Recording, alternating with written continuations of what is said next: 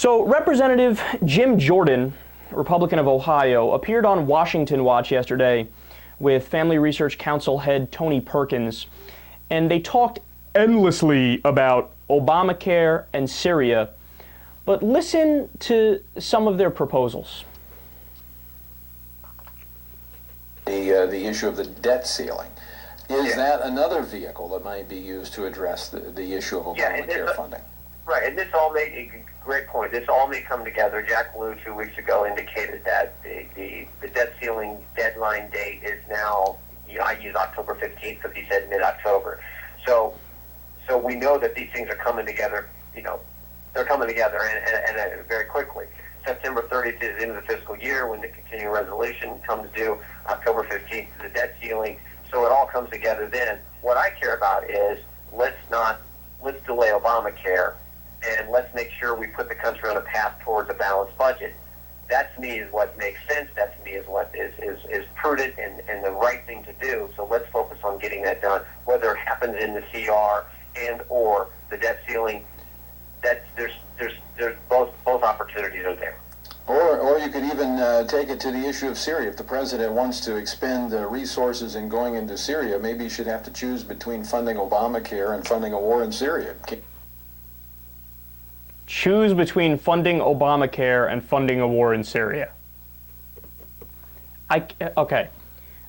I don't even know where to begin with this, because this is just like the other day when we covered another story that Right Wing Watch did a great job of, Larry Pratt, head of Gun Owners of America. This is another example of what I'm now calling the inception of stupid. So that means it's like a stupid comment within a stupid comment, and sometimes it goes 3 or 4 levels deep. Within stupid, right? So what do I mean by that? Well, look, he's saying, well, choose. You could either fund Obamacare or you can fund fighting in Syria. One of the two, you have to pick. Yeah, except that Obamacare doesn't cost anything. Now, just the ultimatum in and of itself is stupid, right? But Obamacare doesn't cost anything. Obamacare makes people get their own health insurance. That's what the individual mandate is. It actually reduces the deficit, according to the Congressional Budget Office. Nonpartisan. The Republicans quote it all the time as long as the numbers fall in line with their narrative, right? It actually saves over $100 billion. So it cuts the deficit. It doesn't cost anything because it makes people take personal responsibility.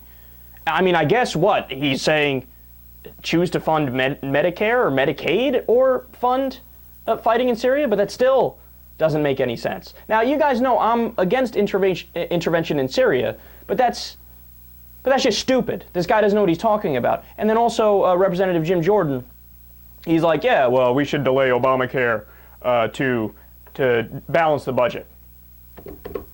Again, Obamacare has nothing to do with the deficit or the national debt or even the budget, because it makes people purchase on the free marketplace. It makes them go to the private insurance companies.